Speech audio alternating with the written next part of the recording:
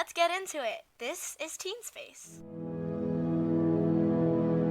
Hello and welcome to the TeenSpace Podcast. My name is Danielle, your host, and in today's episode we will once again stray away from interviews as I interpret this article I found on how time perception may affect teens. We're going to be diving into an article that I recently read.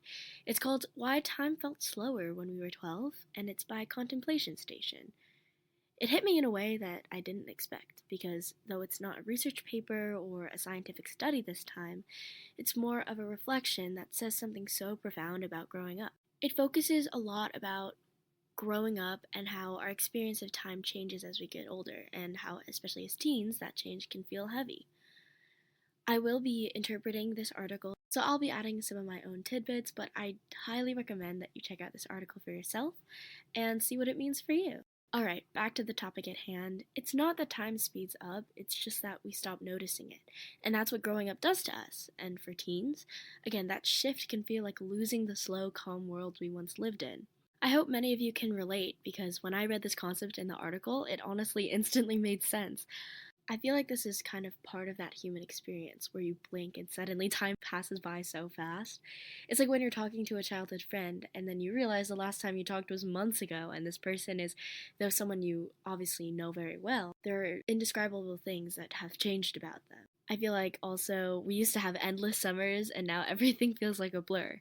Especially as a teenager, I feel like this past summer, though it was a really wonderful and calming summer for me, it went by way too fast. So let's kind of dive into that. Childhood time versus teenage time. Why did time feel slower when we were kids? Well, the article explains it very well. When you're young, everything is new, so your brain is constantly thinking in the details. Every sound, every color, every smell, specifically because it hadn't seen them before. Novelty and curiosity actually slow down your perception of time. Your brain is recording in high definition. So as we get older, routine takes over, the same walk to school, the same schedule, the same phone screen, and our brains stop paying as much attention. That's why weeks and months blur together. So when we're overwhelmed or disconnected, our days feel identical, right? And that adds to the feelings of burnout, anxiety, or even that weird sense of emptiness. So growing up, I guess, doesn't just make time faster, it makes life feel faster. And that's kind of a lot to carry. The article also talks about nostalgia, that ache for the past, But nostalgia isn't just sadness, it's a coping tool. It's your brain saying, remember when things felt safe? You can still find that. And for teens, that nostalgia can hit hard. Since everything's changing at once, your friendships, your body, your plans for the future, nostalgia becomes a way to anchor yourself when everything feels uncertain. And here's something cool. Study shows that nostalgia can actually support mental health. It boosts feelings of connection, joy, and stability because you're remembering some of the good times you've had in the past. Personally, I've had those moments too, like when a song from middle school plays and suddenly I'm transported back into my old classrooms with the bright fluorescent lights, and I'm drawing in my notebook, and the future feels just so uncertain. For that second of me listening to the intro of that song, I guess the world slows down again. Nostalgia usually is a good feeling, but I just want to point out that there have been studies saying that sometimes nostalgia might be a little unhealthy depending on what type of memories you're recalling. Just through the way your brain tends to package the information it processes, sometimes you'll be remembering a memory, but you're only remembering a specific part of it, based on how you were feeling in that moment. So even though you might be remembering something in a nice light, it might have actually had undertones that you didn't necessarily process. You might be only remembering the good things from a traumatic memory. The same can be said about other feelings of recalling the past without it necessarily meaning nostalgia. For example, you might be remembering an embarrassing moment, but feeling as if everyone was watching you, when in reality, nobody remembers it anymore. I feel like that's part of why middle school and your teenage years feel so embarrassing, maybe, to some teens, because you always feel like someone's judging you or watching you, because that's just your perception of the world, right? Obviously, I'm still a teen, so I'm not 100% sure on how I'll feel when I'm older, but I do know that from my older friends, from my older sister, from my older relatives, once you look back, you realize that you're kind of not necessarily overreacting, but in that embarrassing moment, nobody really paid attention. And I guess that's something you can apply to nostalgia. You might be remembering these memories as if they were the highlight of your childhood years. But again, there might have been other factors in play that might have not made that the same for other people. It just goes to show that neuroscience and the study of how your brain remembers things is just so interesting and also just so multifaceted, right? It brings a lot into the conversation of identity and how a lot of who you are is built upon your memories, which were formed through the emotions you were feeling in moments, not necessarily the moments themselves.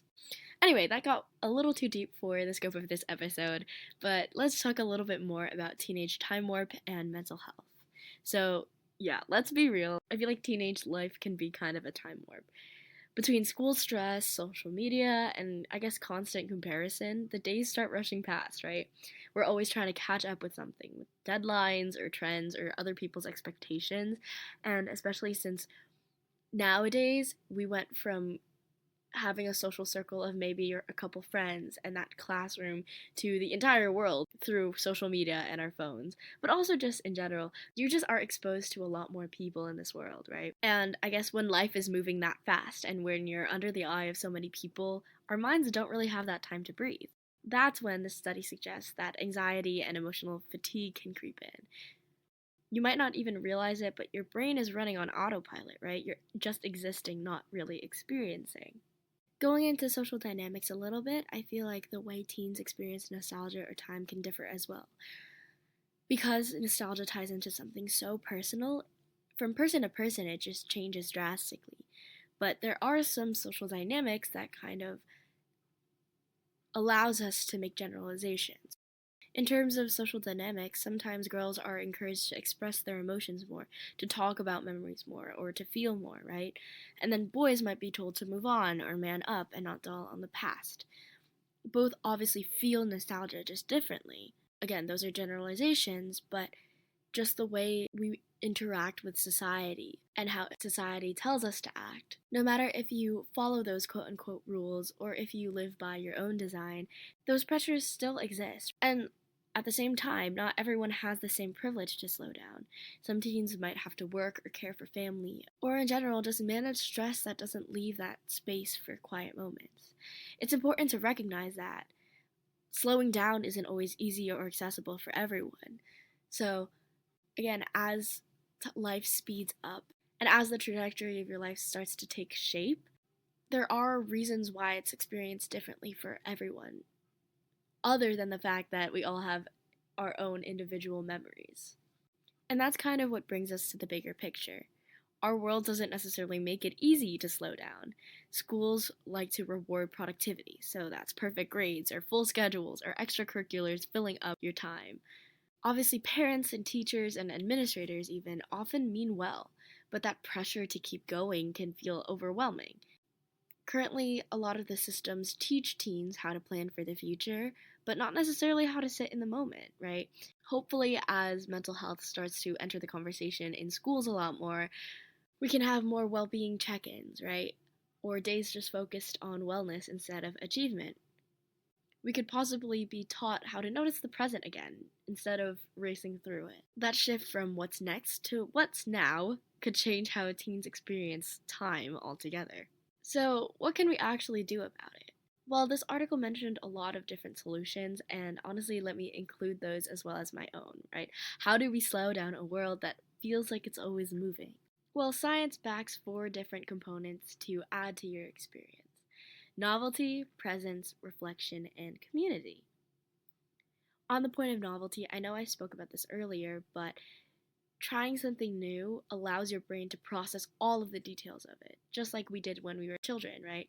You were placed in a new environment and you had to take in all of the different details of every part: the new people, the new place, the new senses you're feeling.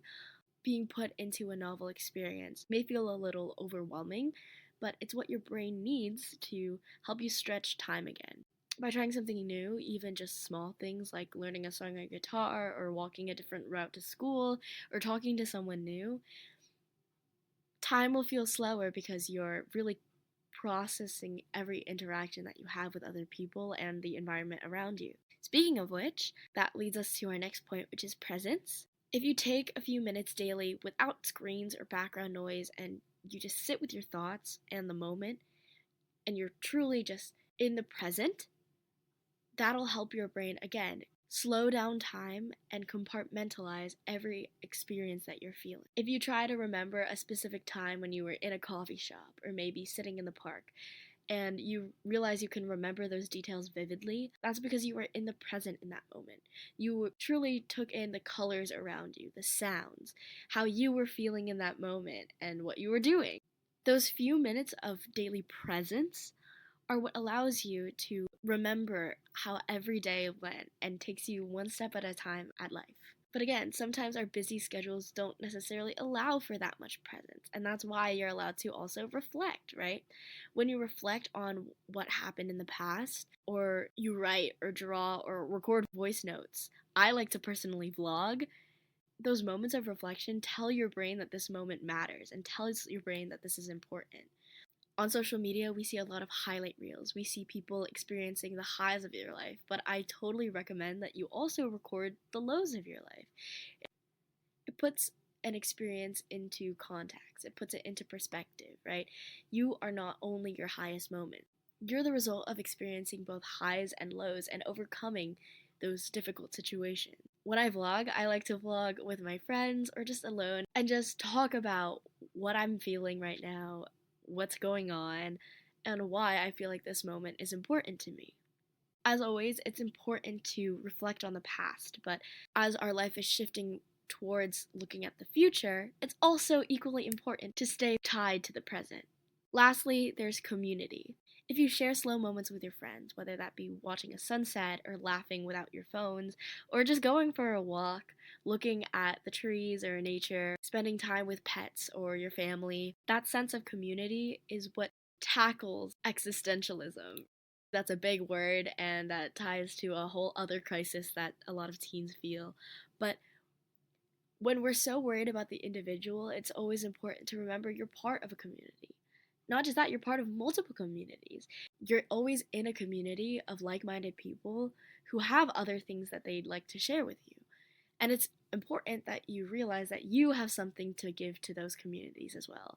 That's why a lot of people like to volunteer, right? They like to fill their schedules with events where they can give back to the people that help support them. We can't necessarily go back to childhood, but we can rebuild that feeling of being fully there. Time won't ever slow down, but we can slow down for it. This episode is on the shorter side, but I want to remind you that if your life feels like a blur, it's not because you're failing or because you're running out of time. It's just a signal that your mind is asking for space. I suggest that you try a slow ritual once a week, whether that be reading outside or journaling by hand, baking, or anything that just keeps you in the moment. Try talking to someone if you're struggling, whether that be a friend, a parent, or a counselor, about anything, but especially if you're feeling burnout or just excessive moments of nostalgia. You're not the only one who misses the feeling of time stretching forever. That's why this article was made and why I'm recording this podcast. Additionally, if you want support, there are great mindfulness and teen mental health resources in the episode description. They're all linked under our TeenSpace website, and hopefully they're easy for you to find. Specifically, there's always that 988 lifeline to help you in times of need. Sometimes, I acknowledge, it might be difficult to work in those spaces your mind is asking for, or those moments of presence, right? But what I try to do is, instead of trying to plan them in the future, I really just let it happen in the moment. If I'm on the bus on the way to school, I'll maybe take out my earbuds and instead of focusing on the music, I'll focus on what I'm sensing around me. I'll listen to the sounds, I'll look at the sunrise, I'll put down my phone and just sit and feel the texture of the bus seats, feel the coolness of the bus window glass, just look out, notice the different shops that I'm passing or the different houses, and on my way to school, kind of build what I want today to feel like. I just like to think about, okay, today is an important day for me. Obviously, I have these 2 tests, but additionally, what I want to do today is I want to talk to this friend more, or I want to visit this place on campus, right? Just think about what you want to do today that keeps you grounded to the present. Finally, I'll just leave you with this one question to make you think. What's one small thing that still makes life feel slow or full? What's one thing that when it happens or when it affects you, you're pulled back to the present and you're suddenly hyper aware of everything that's around you. I've said it a couple times during this podcast, but I think that it's truly important to be in tune with your senses, to realize, what am I touching right now? What am I tasting? What am I smelling? What am I hearing? And what am I seeing? Think about that and maybe just hold on to it and remember it whenever you're feeling a little too rushed in life. Once again, thank you to Contemplation Station for writing something so honest and reflective. They talk about the neuroscience of time perception a lot, and I think that this article is just a great read. It was written in March of this year, so 2025, so it's really, really recent, and I wanted to choose an article that kind of comes from just a person, not necessarily a journalist or a neuroscience specialist. Because here at TeenSpace, we're here to amplify all voices. You don't necessarily need to have a degree to have something profound to say. I truly recommend that you read it because there's a lot of important things that she mentioned that I haven't covered in this podcast, and a lot of different effects or theories that really tie into that neuroscience aspect, which I totally recommend that you dissect on your own. So thank you, Contemplation Station, for your insight. I'm pretty sure she writes a bunch of different articles on Mindbox and a platform where she shares her ideas. I don't know much about her, but just based on reading this one article, I'm sure she has a lot of important and interesting things to say. As always, I'll be linking the article in the description below for you to check out. Thank you for listening to our second episode of our studies series.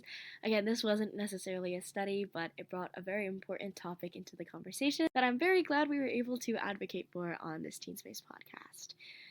Go check out some of TeenSpace's other content. We are doing in-person events as well as a couple virtual ones that you can partake in. Please look at our campaigns, especially for the different awareness months, and I might be a little biased, but you should check out some of the other episodes in this podcast. However, that's all from me for now. Thank you for being in the space with us. This, of course, has been the TeenSpace Podcast. Once again, you can find all of our socials in the description below. Bye-bye! Thank you for sharing this space with us.